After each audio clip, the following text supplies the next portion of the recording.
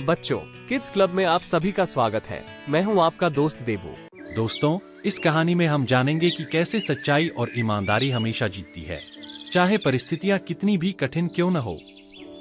एक छोटे से गांव में, जहां हर कोई अपनी मेहनत और ईमानदारी से जीवन यापन करता था, वहां की एक छोटी सी घटना ने सभी को सच्चाई का महत्व सिखाया। चलिए, इस रोमांचक और प्रेरणादायक यात्रा की शुरुआत करते हैं। यह उस गांव का दृश्य है जहां सभी लोग अपने कामों में व्यस्त हैं। बच्चे खेल रहे हैं और बूढ़े पेड़ के नीचे बैठे हैं। हमारे गांव की सबसे बड़ी ताकत हमारी सच्चाई और ईमानदारी है। राजू एक मेहनती और ईमानदार लड़का है जो हमेशा अपने काम में लगा रहता है।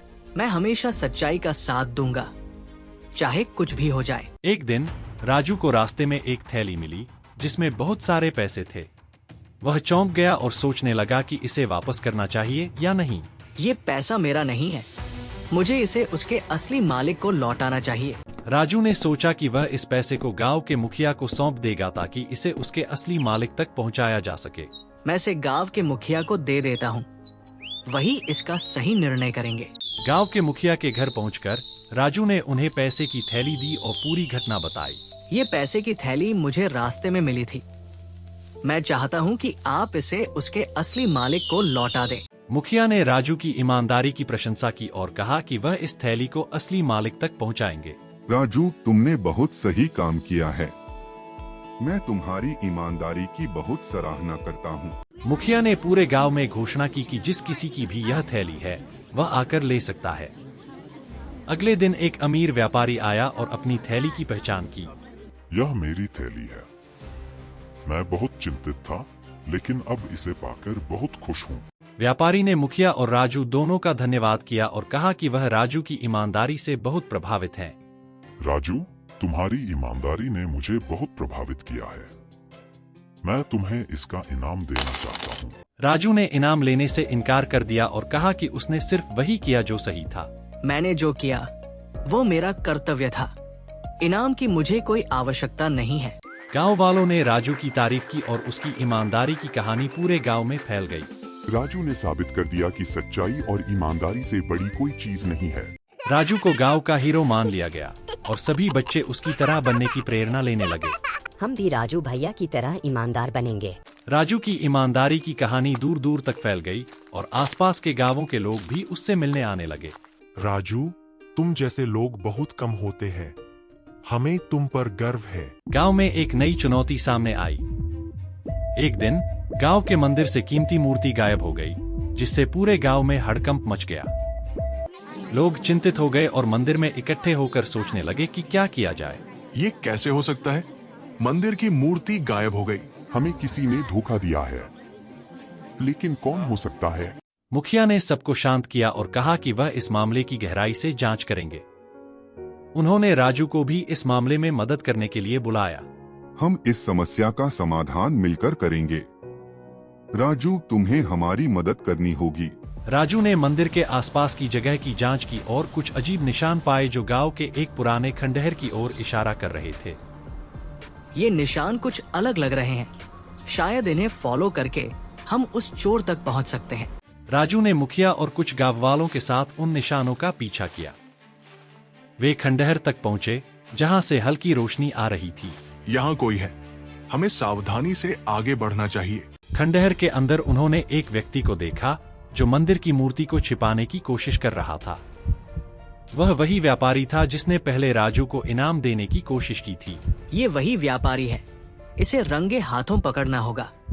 राजू और गांव वालों ने व्यापारी को पकड़ लिया और उससे सच्चाई उगलवाई। व्यापारी ने कबूल किया कि उसने ही मूर्ति चुराई थी। मुझे माफ कर दो, लालच में आकर मैंने यह गलती की है। मुखिया ने व्यापारी को उसके गलत काम के लिए गांव के सामने सजा दी। उन्होंने सभी को बताया कि सच्चाई कभी छुप नहीं सकती। सच्चाई हमेशा जीतती है। जो भी गलत करता है उसे अपनी गलती माननी ही पड़ती है। मूर्ति को मंदिर में वापस रख दिया गया और गांव में फिर से शांति और सच्चाई की स्थापना हुई। सभी ने राजू की ईमानदारी और साहस की तारीफ की। सच्चाई हमेशा जीतती है। जो भी गलत करता है उसे अपनी गलती माननी ही पड़ती है। गांव वालों ने मिलकर राजू के सम्मान में एक भोज का आयोजन किया।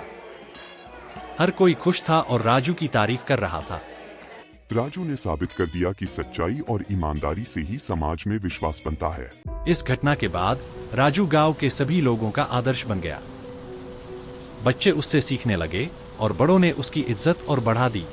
हम भी राजू भैया की तरह साहसी और ईमानदार बनेंगे। राजू ने महसूस किया कि सच्चाई और ईमानदारी केवल एक व्यक्ति को ही नहीं बल्कि पूरे समाज को मजबूत बनाती है। उसने सबको सच्चाई का महत्व सिखाने का संकल्प लिया।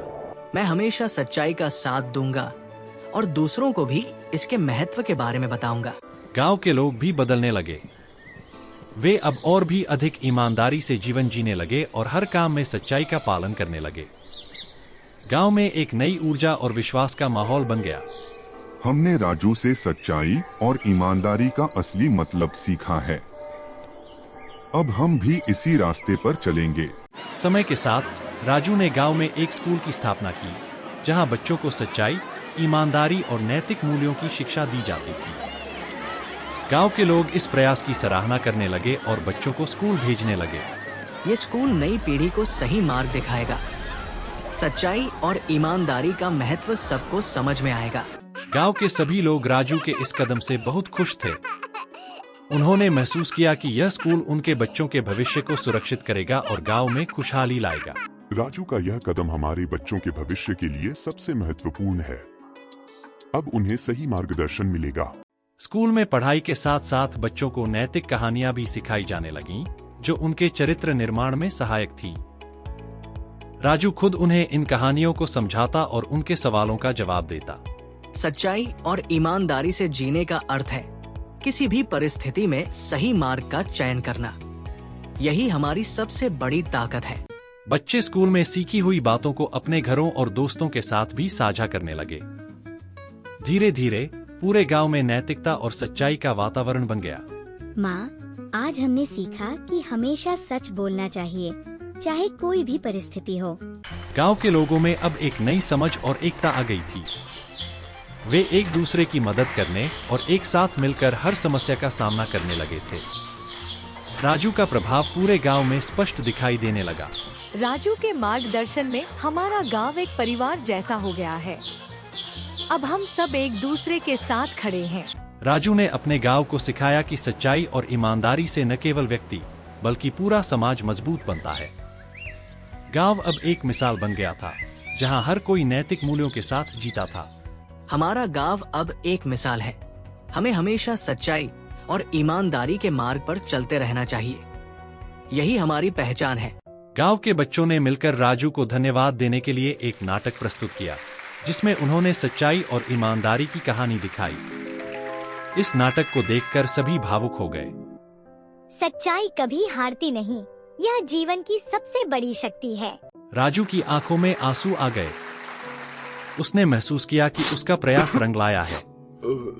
गांव के बच्चों ने वही सीखा जो वह हमेशा से चाहता था, सच्चाई और ईमानदारी। तुम सबने मेरी मेहनत को सफल बना दिया। मुझे गर्व है कि हमारा गांव सच्चाई के मार्ग पर चल रहा है। राजू के इस प्रयास के कारण गांव में हमेशा शांति और खुशी का माहौल बना रहा।